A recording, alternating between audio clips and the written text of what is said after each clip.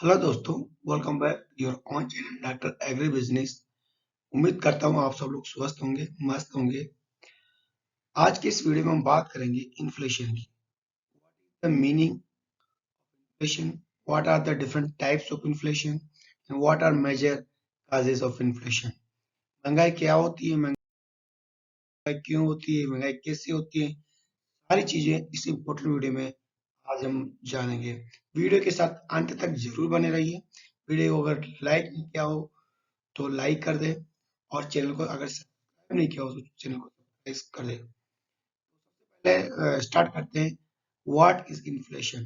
तो इन्फ्लेशन की जब बात करते हैं तो आपके दिमाग में महंगाई आती है। महंगाई क्या होती है कि वह महंगाई में जो है चीजें महंगी मिलने लग जाती है।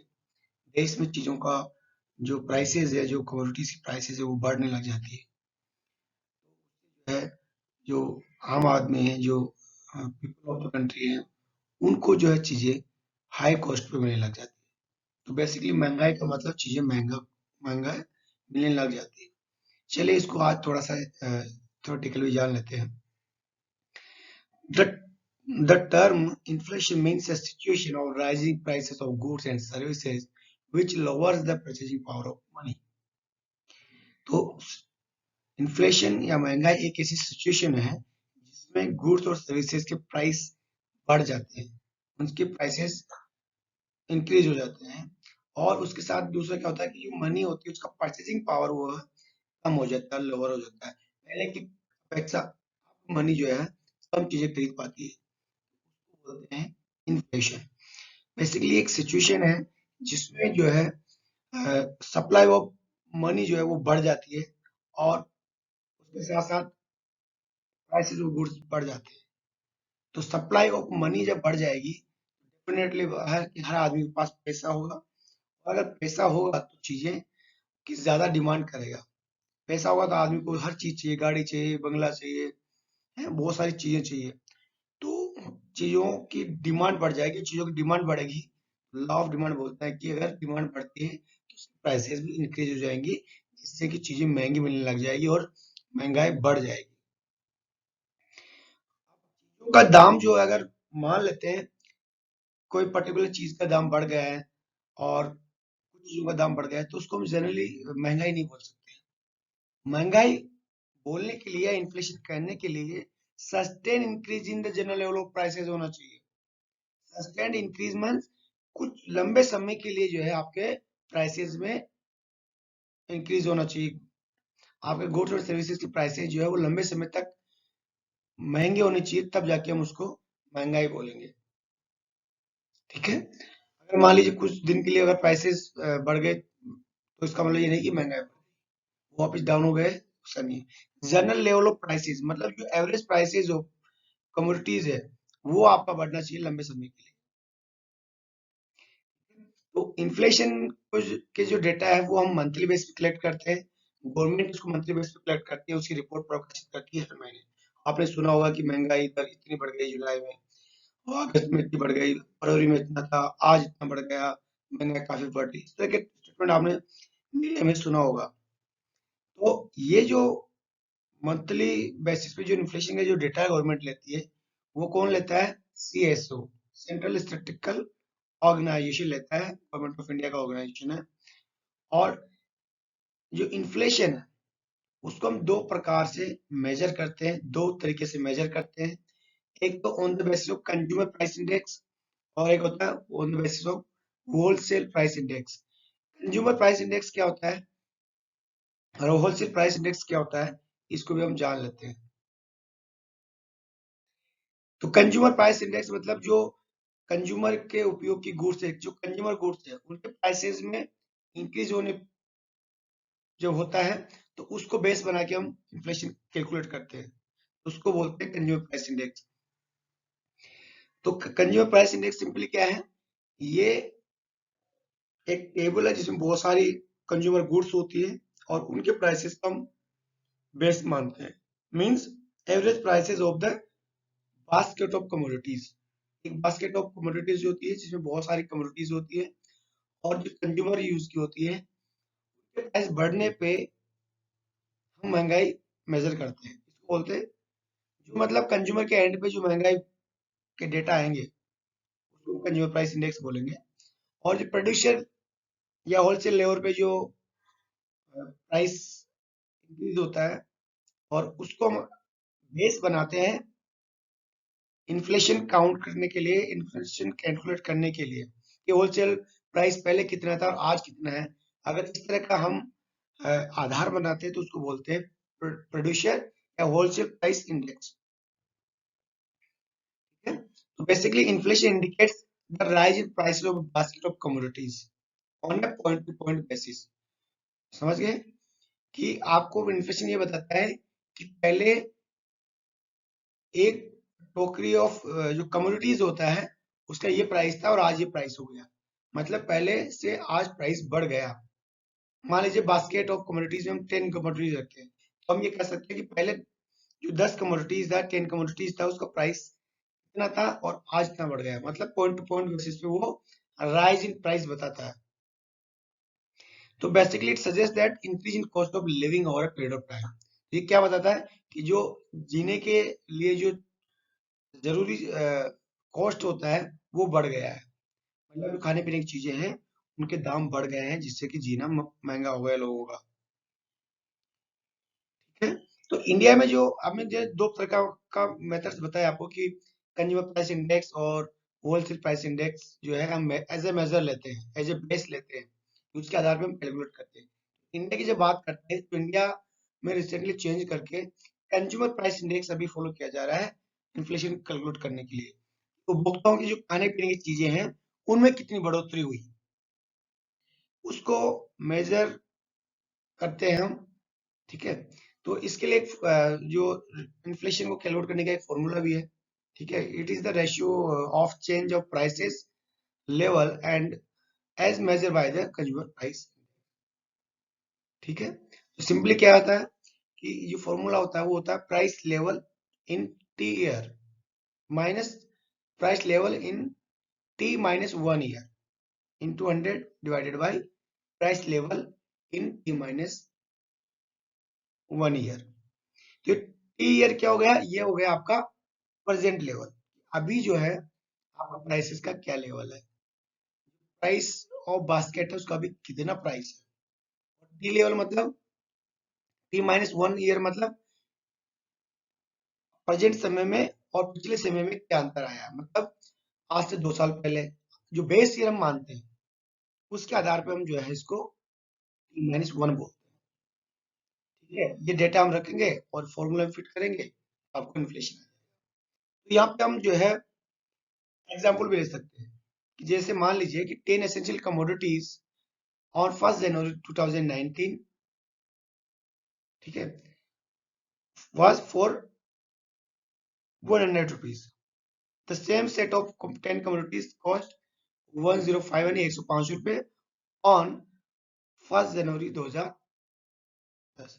कहने का मतलब कि जो हमारा जो बास्केट था वो पहले 100 रुपए का मिल रहा था 2009 में और अभी वो 2010 में जो है 105 रुपए का मिल रहा है। तो ये क्या हुआ, 5 रुपए का डिफरेंस हुआ।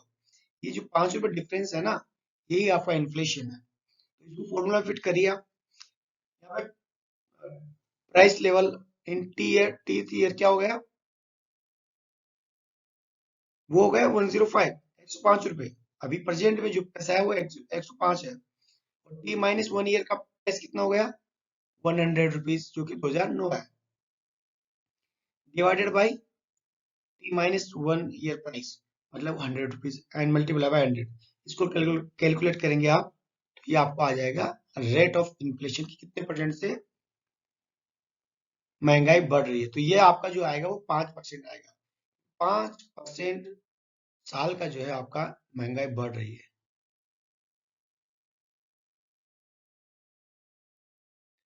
अब यहाँ पे डिफरेंट कॉन्सेप्ट है इन्फ्लेशन से जुड़ा हुआ, उसको हम वन बाय वन करके देख लेते हैं।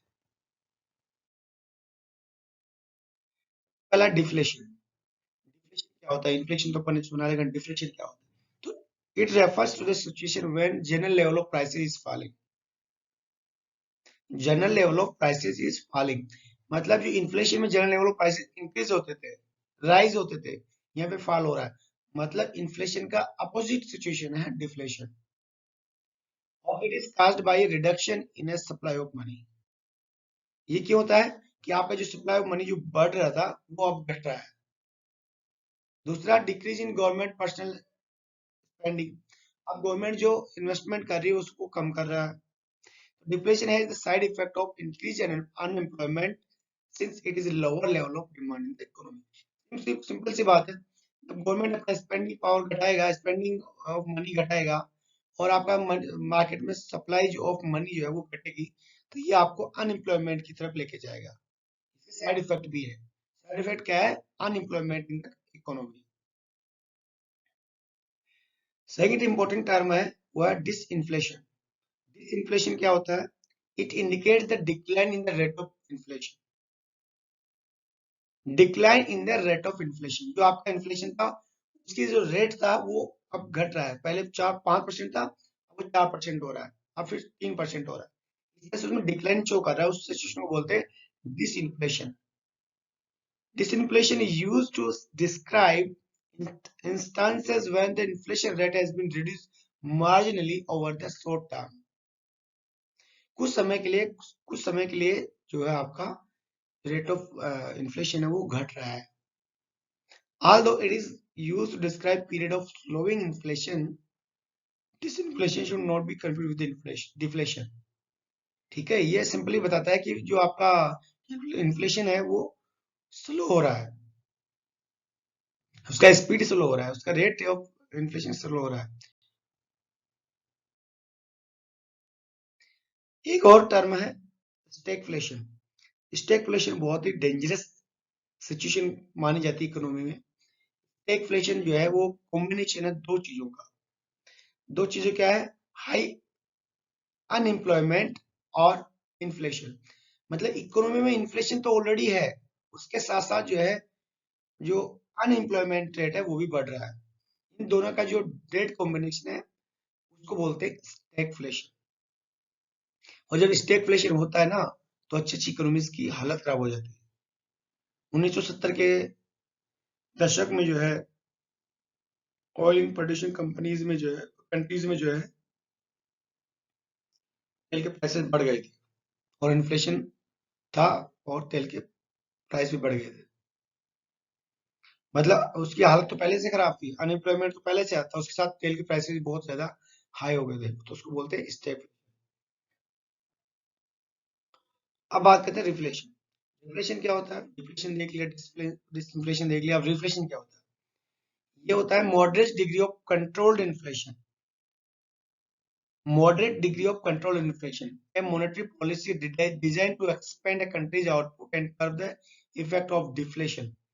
Deflation हुआ था, उसके उसको कर्व करना है, उसके अपॉर्चुनिटी को लेना है, तो वो एक्सपेंड करता है अपनी कंट्रीज के आउटपुट में, तो उससे क्या होता है? इन्फ्लेशन कंट्रोल होता है। Inflation policies can include reducing tax, changing money supply and lowering interest rates. इसमें क्या करता है रिफ्लेशन के लिए? गवर्नमेंट जो है अपनी कुछ पॉलिसीज चेंज करता है, जिसमें जैसे टैक्स को घटा दिया। टैक्स को घटा दिया तो क्या होगा? मार्केट में लोगों के पास पैसा आने लग जाएगा, इनकम उनके पास पैसा बचने लगेगा, वो खर्च करेंगे, ठीक है, वो कुछ इन्वेस्ट करेंगे। इस तरह से मनी की सप्लाई जो है वो बढ़ जाएगी, बहुत सॉरी मनी की सप्लाई कम हो जाएगी, और लोअरिंग इंटरेस्ट रेट कम हो जाएगी, तो लोगों का पैसा होगा और वो इकोनॉमी में इन्वेस्ट कर सकेंगे। अब सबसे बड़ा जो factors of affecting the inflation, inflation क्यों होता है? तो इन्फ्लेशन क्यों होता है आप बताइए। इन्फ्लेशन क्यों होता है? क्योंकि इन्फ्लेशन दो चीजों से होता है जिससे हमने डिस्कस किया। एक तो सप्लाई ऑफ मनी जो है मार्केट में बढ़ जाती है, दूसरा चीजों की डिमांड बढ़ जाती है। एक तो पैसा आ गया लोगों के पास, ऊपर से पैसा आया तो उसकी डिमांड बढ़ गई लोगों के पास। जिसको जरूरत नहीं था वो भी कार ले रहा है, जिसको जरूरत नहीं था वो भी बाइक ले रहा है, क्योंकि पैसा आगे बढ़ गया, उनकी सैलरी बढ़ गई है, उसकी वजह से। अब इसको हम ब्रॉडली डिस्क्राइब करें तो दो प्रकार से डिमांड, हमारा दो प्रकार से हमारा इन्फ्लेशन बढ़ता है कि एक तो डिमांड बढ़ जाए, दूसरा एक सप्लाई बढ़ जाए। डिमांड क्यों क्यों बढ़ती है? डिमांड बढ़ती है जब आपकी मनी सप्लाई बढ़ जाए, आपकी डिस्पोजल इनकम बढ़ जाए, आपका टीएडीए, आपका सैलरी, आपका वेजेस बढ़ जाए, आपकी पॉपुलेशन बढ़ जाए, तो आपका डेफिनेटली जो है डिमांड ऑफ गुड्स बढ़ जाएगा। क्योंकि ज्यादा लोग होंगे तो ज्यादा चीजों की डिमांड होगी, और ज्यादा चीजों की डिमांड होगी, डेफिनेटली आपको प्राइसेस ऑफ कमोडिटीज जो है वो हाई हो जाएंगे, जिससे कि महंगाई बढ़ती है। दूसरा साइड है कि सप्लाईज जो है वो जनरली जो है इंक्रीज हो जाती है मनी में। तो इसके भी बहुत सारे रीजन है। Deficiency of capital equipment, scarcity of other complement factors of production, increase in export।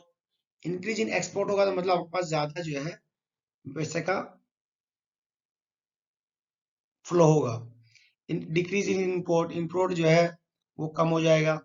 Hoarding bye traders, लोग जो है होर्डिंग करेंगे, ब्लैक मार्केटिंग करेंगे, आर्टिफिशियली जो है स्कैरसिटी क्लियर करेंगे, और नेचुरल कैलेमिटीज की वजह से भी आपका सप्लाई जो है, सप्लाई ऑफ मनी जो है वो होता है।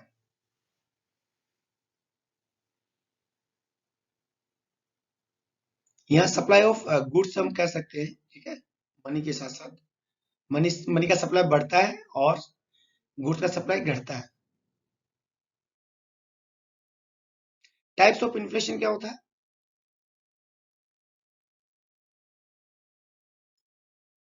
टाइप्स ऑफ इन्फ्लेशन बहुत सारे हो सकते हैं, यहाँ पे कुछ इंपॉर्टेंट हम डिस्कस करेंगे। जैसे फर्स्ट है सप्रेस्ड इन्फ्लेशन। सप्रेस्ड इन्फ्लेशन आपको वर्ड से लग रहा है कि कोई इन्फ्लेशन जिसको सप्रेस करने की कोशिश की जा रही है, इसको दबाया जा रहा है। तो when government prevents the price rise through price controls and rationing, it is known as suppressed inflation. जब इन्फ्लेशन को गवर्नमेंट दबाने की कोशिश करे, जब उसको जो प्राइसेस जो बढ़े हुए हैं उसको कम करने की कोशिश करे डिफरेंट मेथड से, तो उसको हम सप्रेस्ड इन्फ्लेशन बोलेंगे। तो deliberate policies are adopted to prevent price rise. Government कुछ अच्छी पॉलिसीज को जो है बनाती है कि वो प्राइस राइज को रोक सके, but impact of this policy is only temporary. ये जो सप्रेस इन्फ्लेशन की जो पॉलिसीज होती है वो टेम्पररी होती है, उसके बाद में फिर वापस वो अपना रंग दिखा देती है। Here is a situation where government does not tackle the factors causing inflation, it's only imposes control to check the prices। Main reason जो है इन्फ्लेशन का, उस पर गवर्नमेंट कुछ नहीं करती, यहाँ पे केवल उसके जो थोड़ा सा प्राइस जो बढ़ रहा है उसको कंट्रोल करती है, कुछ रेस्ट्रिक्शन से लगाती है गवर्नमेंट मार्केट में। दूसरा है क्रीपिंग इन्फ्लेशन। क्रीपिंग इन्फ्लेशन क्या था कि जब इकोनॉमी में जो रेट ऑफ इन्फ्लेशन है वो अगर 3% या 3% से कम है तो उसको हम क्रीपिंग इन्फ्लेशन बोलेंगे। मतलब अगर साल में गुड्स और सर्विसेज के प्राइसेस 3% तक बढ़ रहे हैं तो वो क्रीपिंग इन्फ्लेशन है, ठीक है। It is a mildest type of inflation and also known as mild inflation. Walking inflation क्या होता है? Walking inflation when the price rise falls in the range of 3 to 6% per year, it is called walking inflation. At this rate, it is a warning signal for government to control it before it turns into running inflation। कहने का मतलब क्या है कि walking inflation जो है बहुत dangerous नहीं है, गवर्नमेंट को सिग्नल देता है कि भाई कंट्रोल कर लो वरना हालत खराब कर देंगे इकोनॉमी की। गवर्नमेंट कर लेती हो तो ठीक है, नहीं तो फिर वो रनिंग इन्फ्लेशन में कन्वर्ट हो जाता है।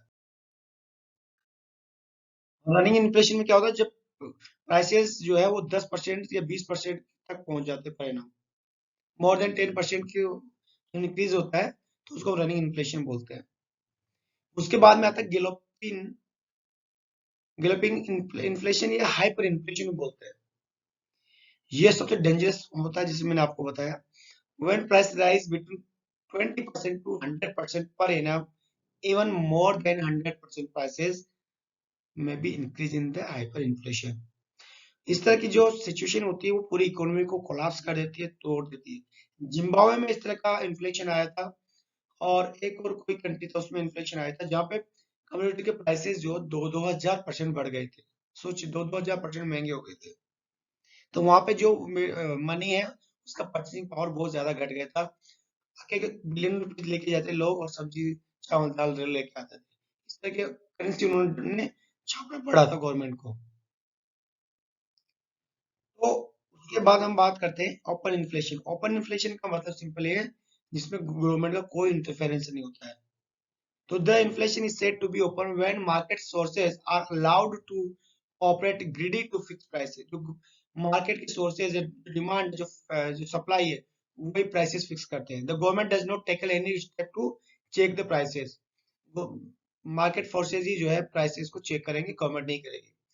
In other words, free market mechanism is permitted to fulfill historical function of lessening the short supply of goods and distribute them according to consumers' ability to pay. मतलब marketing forces काम करे, इसके लिए government को free छोड़ देते हैं।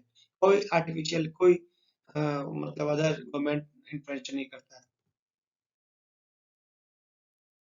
उसके बाद आता है कॉन्फ्रेंसिव इन्फ्लेशन। कॉन्फ्रेंसिव इन्फ्लेशन मतलब आपको समझ में आ रहा होगा कि बहुत बड़ा इन्फ्लेशन, मतलब जो इकोनॉमी के सारे सेक्टर को चपेट में ले लेता हो, जो हर इकोनॉमी के हर सेक्टर में इन्फ्लेशन आ जाए, प्राइसेस बढ़ जाए, उसको बोलते हैं comprehensive inflation. It is a normal inflationary phenomena and refers to the rising prices of general price level. This type of inflation occur when prices of all the commodities registered a rise in the economy. सभी commodities मतलब सभी sectors में जो है उसका price rise हो गया। In other words, when prices of every commodity throughout the economy is rise, it's called economy-wide inflation or comprehensive inflation. I hope you will benefited this particular video. और video के बीच में अगर video को like नहीं किया हो, अगर channel को सब्सक्राइब नहीं किया हो तो उसको कर दें। बीच में याद दिला रहा हूँ, कहीं भूल ना जाओ आप लोग। अपने दोस्तों के साथ शेयर जरूर करिएगा। उसके बाद में स्पोरेडिक इन्फ्लेशन क्या होता है? This is a kind of sectional inflation, मतलब एक particular section of the economy में ही वो प्राइस राइज होता है, उसी में इन्फ्लेशन आता है। Under this type of inflation only price of few commodities show up upward trend, मतलब किसी particular section of the economy में ही जो है प्राइस बढ़ गए, जैसे मान लीजिए ऑटोमोबाइल सेक्टर में बढ़ गए, या फिर जो है मैन्युफैक्चरिंग सेक्टर के जो है प्राइसेस बढ़ गए। पूरी इकोनॉमी में उसकी प्राइसेस, सारे प्रकार की कमोडिटी के प्राइसेस नहीं बढ़े। एक होता है डिमांड पुल इन्फ्लेशन, ये बहुत इंपॉर्टेंट एग्जाम में पूछा जाता है। डिमांड पुल और डिमांड शिफ्ट इन्फ्लेशन क्या होता है, कॉस्ट पुश इन्फ्लेशन क्या होता है, ये जानना बहुत जरूरी है आपको, ये हमेशा एग्जाम में आता है। डिमांड पुल इन्फ्लेशन क्या होता है कि ऐसा इन्फ्लेशन जो डिमांड के पुल होने से आपके इकोनॉमी में आया हो, मतलब excessive demand of goods and services which pulled up the prices of the commodities। तो डिमांड ज्यादा बढ़ेगी तो उसके प्राइसेस बढ़ेंगे, प्राइसेस बढ़ेंगे तो महंगाई आएगी। एक तो डिमांड शिफ्ट इन्फ्लेशन, ये होता है when shift take place in demand of different commodities and services with total demand remaining unchanged. मतलब ओवरऑल डिमांड उसकी ठीक है, चेंज नहीं हुआ है, वही है, उतनी है, लेकिन उसके बीच में जो अंदर जो इधर उधर हो जाती है, ठीक है, उसको हम बोलते हैं डिमांड शिफ्ट इन्फ्लेशन। मतलब इन्फ्लेशन आया लेकिन वो ओवरऑल नहीं आया है, वो इंटरनली आया है। एक कम्युनिटी का प्राइसेस बढ़ गया है, दूसरी कम्युनिटी का प्राइसेस घट गया है, या पहले इस कम्युनिटी का प्राइसेस हाई था, अब उसका नाम के इस कम्युनिटी का प्राइसेस हाई हो गया है। तो इंटरनल जो है उसका डिमांड जो है वो बढ़ जाता है, उसका प्राइसेस बढ़ जाता है, तो उसकी वजह से इन्फ्लेशन होता है, उसको डिमांड शिफ्ट इन्फ्लेशन। एक होता है कॉस्ट पुश इन्फ्लेशन, ऐसा इन्फ्लेशन जो कॉस्ट के पुश होने से इकोनॉमी में आता है। ऐसा इन्फ्लेशन जिसके रॉ मटेरियल या जिसके कॉस्ट है उसको बढ़ जाने से प्राइसेस ऑफ कमोडिटी बढ़ जाता है, जिसकी वजह से आपको एम्प्लॉयर को अपना प्राइसेस बढ़ाना पड़ता है, क्योंकि आपका रॉ मटेरियल की कॉस्ट जो है बढ़ गई है, तो उसका मार्जिन जो है कम हो जाता है, तो वो बढ़ाता है, इसको बोलते हैं कॉस्ट पुश इन्फ्लेशन। उसके अलावा mix demand flow and cost push inflation भी होता है, जो दोनों का कॉम्बिनेशन होता है। एक होता है मार्कअप इन्फ्लेशन। मार्कअप इन्फ्लेशन होता है कि भाई जो आपका जो ऑर्गेनाइजेशन है वो उसको अडॉप्ट करता है कि भाई मुझे इतना परसेंट मार्कअप प्रॉफिट चाहिए, तो उसको जोड़ के वो आपका प्राइस फिक्स करता है। मार्कअप प्राइस भी जनरली जो है वो हाई होता है। This prevails when gigantic business organization adopt a peculiar method of pricing. They work out the production cost and then add a certain markup to get target rate of profit on their capital investment।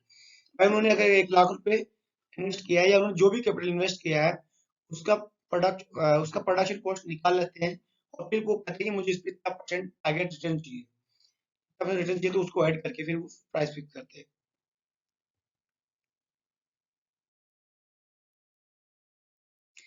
यहाँ पे आप हर प्रकार के inflation का एक trend देख सकते हैं कि वो कितना प्रकार का हो। जैसे क्रीपिंग इन्फ्लेशन जो है वो इस तरह का सा होता है, फिर वॉकिंग इन्फ्लेशन आता है, फिर रनिंग आता है, फिर गैलोपिंग आता है, फिर वाई फ्लेयर इन्फ्लेशन होता है जो सबसे डेंजरस होता है।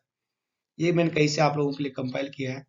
और यहाँ पे जो है ये भी जान लेना जरूरी है कि इन्फ्लेशन इकोनॉमी में क्यों जरूरी है। इन्फ्लेशन होना चाहिए कि नहीं होना चाहिए? इकोनॉमी में इन्फ्लेशन होना चाहिए, क्योंकि अगर इकोनॉमी में इन्फ्लेशन नहीं होगा तो लोगों को मैन्युफैक्चरिंग, लोगों को बिजनेस करने का कोई फायदा ही नहीं। इन्फ्लेशन होना चाहिए लेकिन एक कम रेट तक होना चाहिए। मतलब 3 से 4% तक इकोनॉमी में अगर इन्फ्लेशन है तो बुरा नहीं, वो अच्छा है, क्योंकि उतना परसेंट इंक्रीज रिटर्न तो हर किसी को चाहिए। तो ये जो है जरूरी है, इससे ज्यादा बढ़ता है तो वो ठीक नहीं है। उम्मीद करता हूँ आपको ये वीडियो से बहुत कुछ सीखने को मिला होगा। इन्फ्लेशन, महंगाई के बारे में आपको बहुत सारी चीजें जानने को, सुनने को मिली होगी। वीडियो पसंद आए तो लाइक करिए, अपने दोस्तों के साथ शेयर करिए। चैनल को अगर सब्सक्राइब नहीं किया है तो जरूर कर लें, ताकि इंपॉर्टेंट नोटिफिकेशन आपको टाइम टू टाइम मिलते रहे। अभी तो जस्ट शुरुआत है, अभी तो बहुत सारे वीडियोस आना बाकी है। मिलते हैं अगले वीडियो में। नमस्कार।